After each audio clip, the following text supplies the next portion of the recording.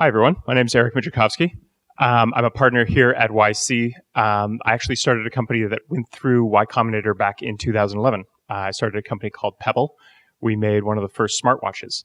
I am really excited to be here to talk about talking to users, because this is one of the perennial things that that you always hear about as one of the critical factors in starting a company.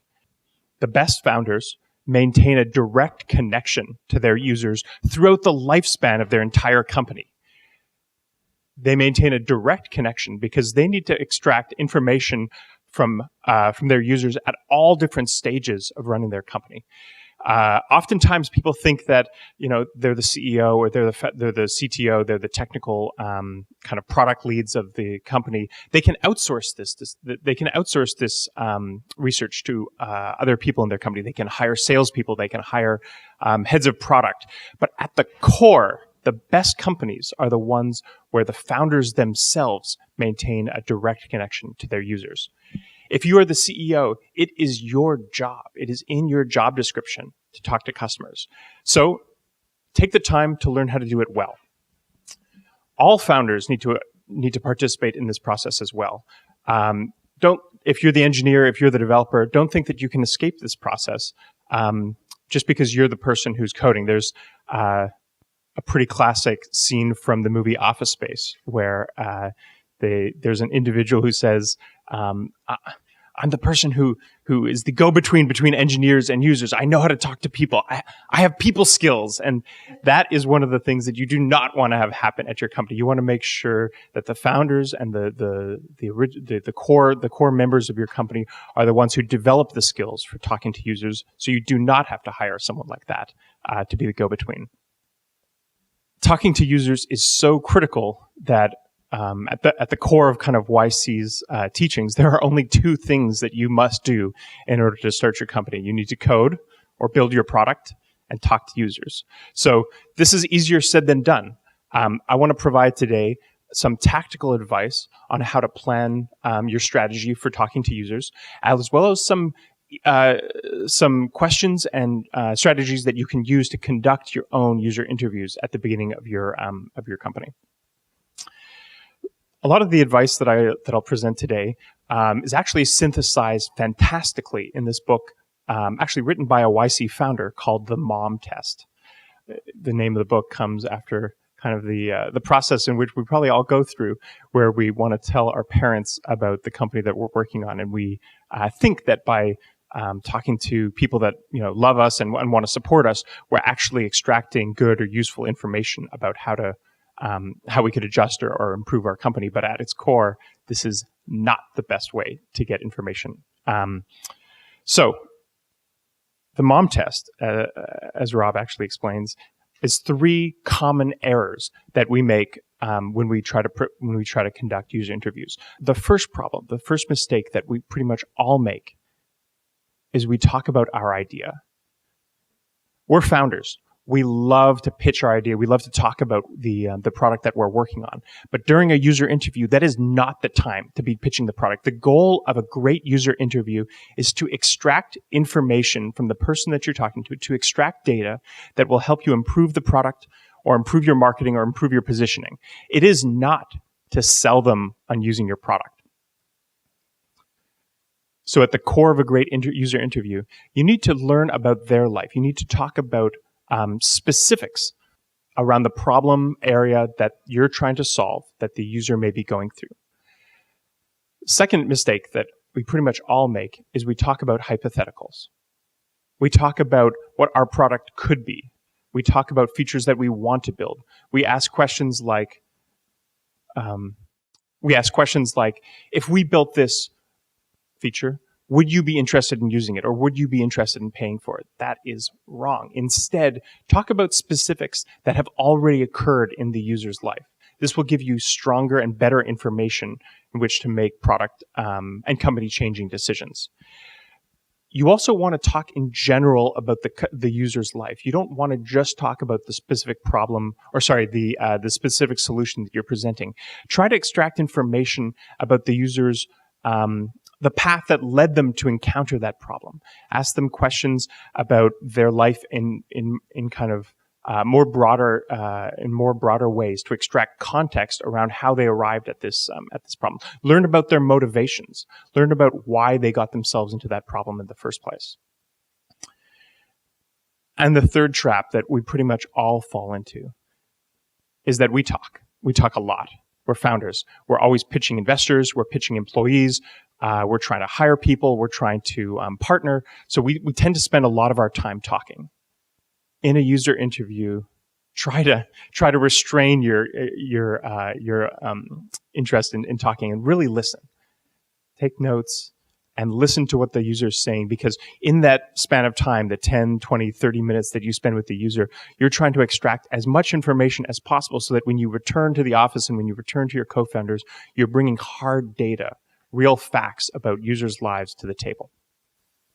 I think that there are 5 great questions that everyone can ask during their early customer interviews.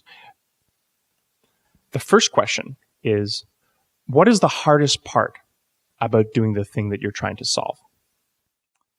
Let's take Dropbox for an example. Now, many of you may not remember a world before Dropbox, but put yourself back in the position of Drew, the founder of Dropbox, in 2005, when he was initially working on kind of the initial idea of Dropbox while studying at MIT. Imagine you're in the computer lab at MIT and you're sitting next to your friend. You turn and you ask, you're working on this project to create Dropbox, and you want to learn more about how other people are sharing files, so that you can learn, are there potential users here, or what are the problems that I can help solve with this new technology? So you turn to your friend and you ask, what is the hardest part about working on a group project with school computers? You're sitting in the computer lab. It's the perfect context for asking that kind of question. And you begin an open-ended conversation, trying to extract information about how that person currently works on group projects together with friends. Hopefully, you'll learn about specific pain points that they have, like they log on to a shared computer. They have to get their files from somewhere. They may have a network drive attached to the university system, but they're working with someone who may not be logged on to a university computer at that time. Maybe you learn about problems with synchronizing of shared work. Maybe you're both working on the exact same document at the exact same time. How do you currently attempt to solve that problem? In general, the best startups are looking for problems that people face on a regular basis, or that they're painful enough to warrant solving. This question can help confirm or confirm for you whether the problem that you're actually the problem that you're working on is actually one that real users feel is a pain point, feel is something that they actively want to solve in their life. The second question, to the point that I was making earlier about trying to get to specifics rather than hypotheticals, is to ask the question, tell me about the last time that you encountered this problem. The goal of this question is actually to extract context around the circumstances in which the user encountered that problem. So, for example, in the Dropbox case, you may be talking to your friend and learn about a week ago, a specific time frame. Who were they working with? Which class were they working on? Which was this a computer science problem? Was this an English paper? Try to extract as much information as you can about the context in which they began solving this problem, so that as you develop your product, you'll be able to actually reference real life examples of past problems that potential users have had, and you can overlay your solution on top of that to see if it would have helped in that particular circumstance. The third question is, why was this hard? Why was the circumstance in which that student was trying to work on their shared project, their project with other folks? Why was that hard? What were the specific things that they encountered that were difficult? The reason why you want to ask this question is because you'll hear many different things from different people. Going back to the Dropbox example, you might encounter some people who say that maybe the number one problem that they were encountering was when they emailed files back and forth, they ended up duplicating work because they didn't have the exact same kind of document at the exact same time. Maybe other people will say that they submitted the wrong document in the end to the professor for their group project because they had like crazy strings of file version numbers on the end.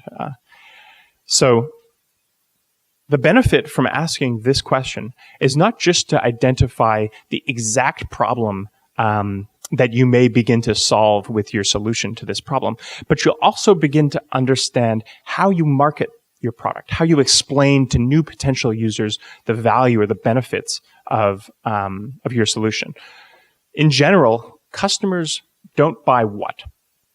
They don't buy the what, they buy the why.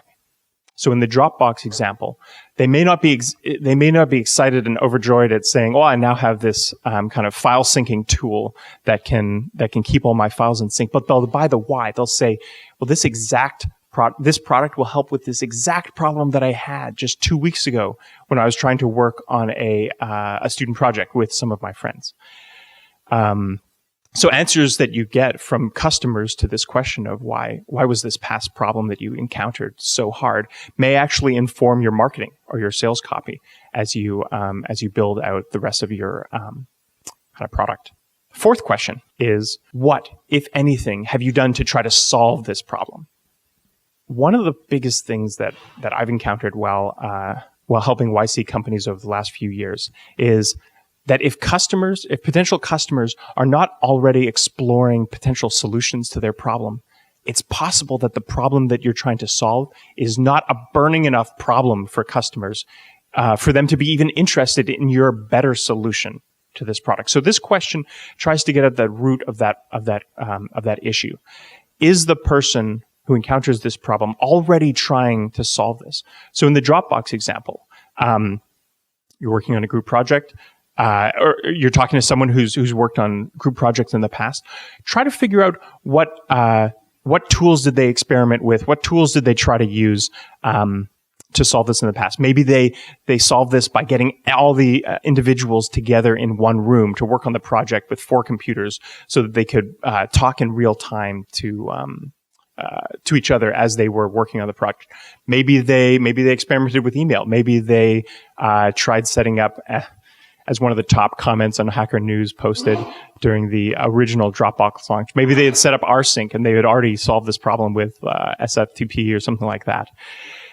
Again, you want to ask this question for 2 reasons. One is to figure out whether the problem that you're solving or you're working to solve is even really something that people are already looking for solutions to. And the second one is, what are the other competition out there? What will your product be compared against as you end up rolling out your solution and offering it to end customers? The 5th question is very tactical. So what don't you love about the solutions that you've already tried? This is the beginning of your potential feature set. This is how you ask this is how you begin understanding what the features are that you'll build out for your better solution to the problem. Now, note that this is not the question of what features would you want out of a new file syncing product in the Dropbox example, because that's a hypothetical question. Users in general are not great at identifying the next features that they want in the product. Just like the old, Henry Ford quote, when we were developing the automobile, our users would have wanted a faster horse rather than a car. So this question specifically targets what are the problems with the existing solutions that they've already tried. These are specifics, and you can begin to kind of figure out what the differential between your new solution and the existing solutions already in the market will be. Talking to users, as I said before, is useful at pretty much all stages of your company. But there's 3 critical phases to an early stage company. I would kind of define that as a company that has not yet reached product market fit, in which talking to users would be extremely beneficial. Those 3 stages are at the idea stage, before you've even begun developing any of your product; at the prototype stage, where you have the first kind of rough beginnings of your product; but you haven't really gotten in the hands of any paying customers or any users yet. And the third one, which is after you've launched and you're iterating towards product market fit, how do you guide that journey? So I'll talk about a few tips for each phase. At the idea stage, you may have the back of a napkin idea. You may have a thought. You may be commercializing some technology that you've been dreaming of, but you don't yet have any first users. So you need to begin finding the first people that will be interested in either providing information about the problem that they've encountered or potentially signing up to be your first users. The best, people come to me and ask, how can I talk and how can I find my first users? Honestly, some of the best companies are products or services that are built for the founders themselves. So start with yourself. Begin test your user interview strategy on yourself. Try to walk through a situation where you've encountered that problem. The next step after that is to talk to friends. Is to talk to coworkers, to get warm introductions. It doesn't take a lot of people. You don't have to talk to thousands of people. Every good user kind of research strategy begins with just one or two people. The critical feature here is executing a unbiased and detailed customer or user interview strategy rather than just trying to pitch your idea to them. Another cool hack that we've seen some great success with, actually, a YC company in this batch is using this to. A YC company in this batch is actually selling products to firefighters, and they realized that cold email introductions was just not working. Was not a way that they could get through to customers. So what they did was they actually just dropped by fire stations in person. They didn't even, email them to say that they were coming ahead of time. They just showed up and they said, "Hey, could we speak to the fire chief? Could we talk to someone about this problem that we've got a solution to?" And you know what? It worked great. They managed to get dozens of in-person, 10 to 15 minute long meetings just by showing up. So when in doubt, if there's a specific target customer base that you're looking to get feedback from, just try showing up. It feels a little bit weird because it feels like you're imposing on someone. But at the end of the day, the mindset that I like to get into is if you truly think that you're solving a problem that your target customer base is facing, you'll actually be doing them a hand. You'll be helping them out by taking their 15 minutes and learning more about the problem. Industry events are another great way to get a high number of new customer interactions. I remember that when I was working on Pebble, we actually went to CES, which is this large consumer electronics show in Vegas. We didn't have a booth.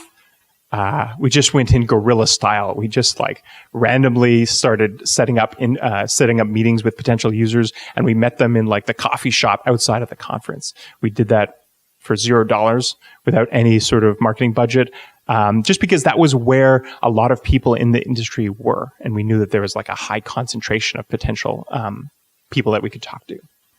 Some tips for this stage: take notes. Take detailed notes, because like I said before, you'll never know until later which key facts of these user interviews may be useful. If you're not great at taking notes while you're talking to someone, bring a friend, bring a co-founder, ask the person if you could record it. When in doubt, capture as much information as possible. Keep it casual. Like I said before, you could just show up. You don't have to pre-plan this. You don't have to have 20-minute blocks on your calendar scheduled for days on end of user interviews. Feel free to react. Honestly, you'll learn so much through the first 5 or 10 user interviews that your process will dramatically improve from those first interviews to the next batch. So don't feel like you have to do 100 user interviews all at the same time. Just start with 1, start with 3, start with 5 until you get the hang of it. The third thing is you need to be cognizant of the other person's time.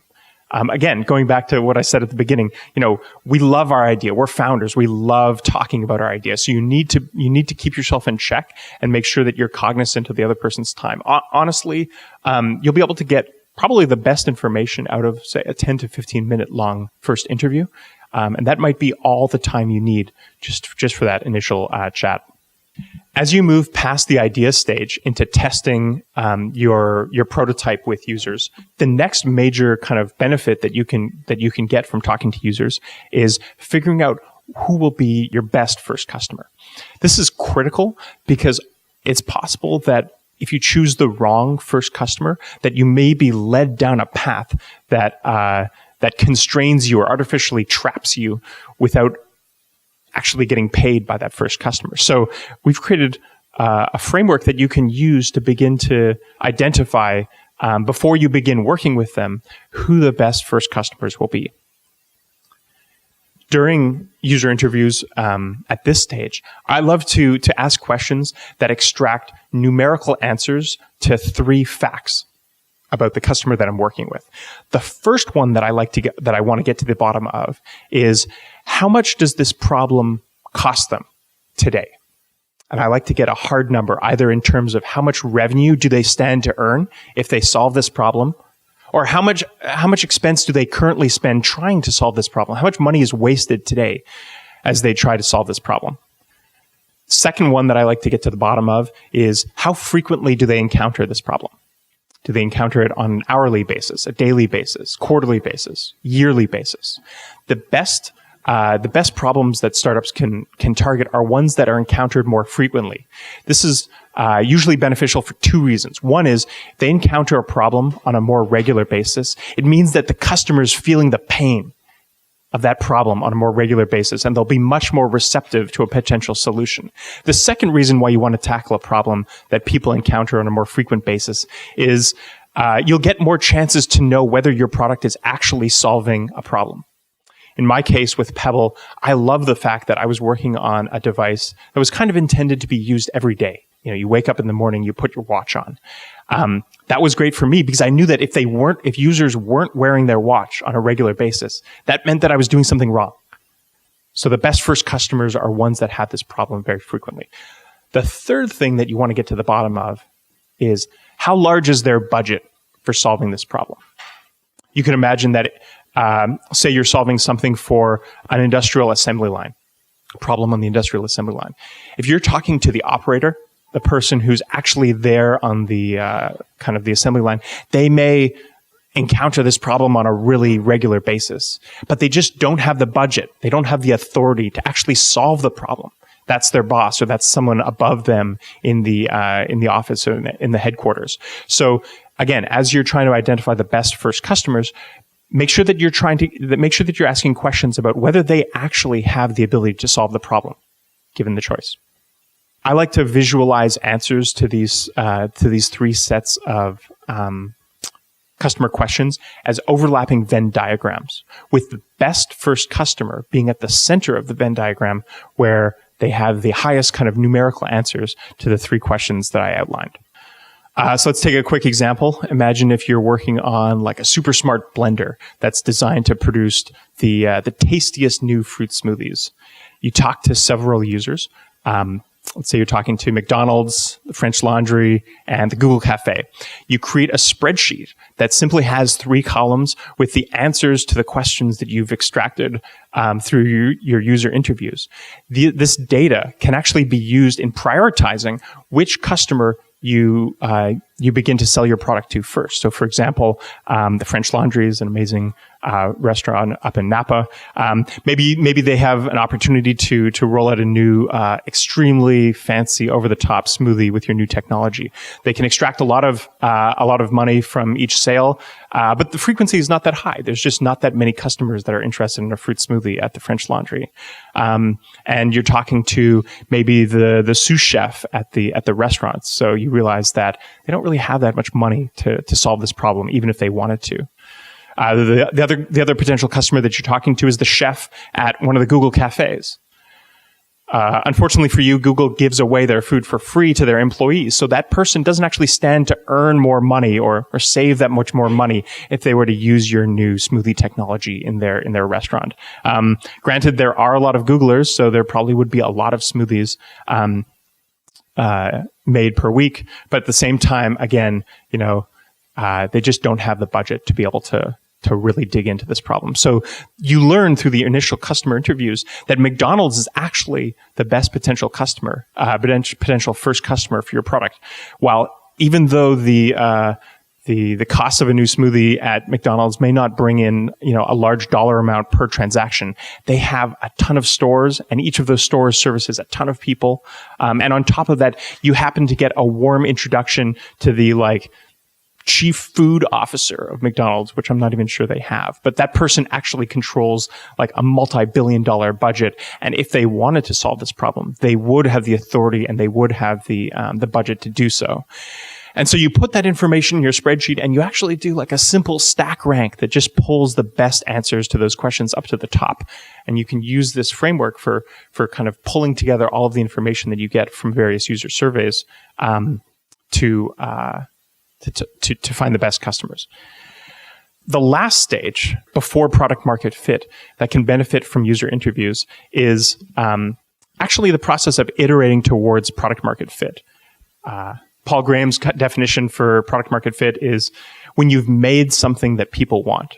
Mark Andreessen also has an amazing blog post about product market fit where he describes it as when the product is just being pulled out of you, when you no longer have to push the product on customers, they're just pulling it from you. But the problem with these definitions of product market fit is that they're vague. They're also retroactive in that you have to already have product market fit in order to know that you've reached it. So they're not as useful for helping you figure out which features you can use, which features you need to build in order to iterate, in order to improve your product to get to product market fit. You may have heard of the app Superhuman, which is a super fast email client. Well, the CEO published an amazing blog post a little while ago about how he built how he was actually annoyed with this vague definition of what product market fit is and how it was a lagging indicator that didn't help him predict product market fit. It only told him whether he'd achieved it or not. He wanted to create a real-time quantitative system that would help guide his company towards product market fit. And of course, it involved talking to users. He wrote a great blog post on this. You could just Google it.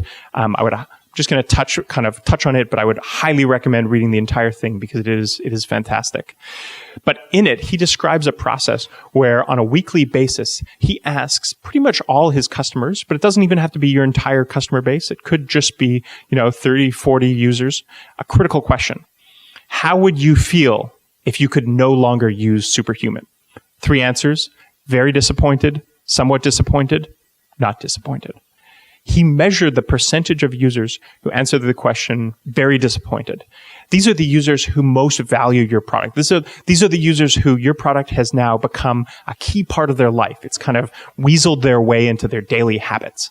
He read some analysis that said that if 40% or more of your user base reports that they would be very disappointed if your product went away on a weekly basis, that's kind of the signal. That's the differentiation point that it says, if you get past this point, your product will just grow exponentially. And he evaluated a number of other successful companies and realized that the answer to this question was always around or above 40%.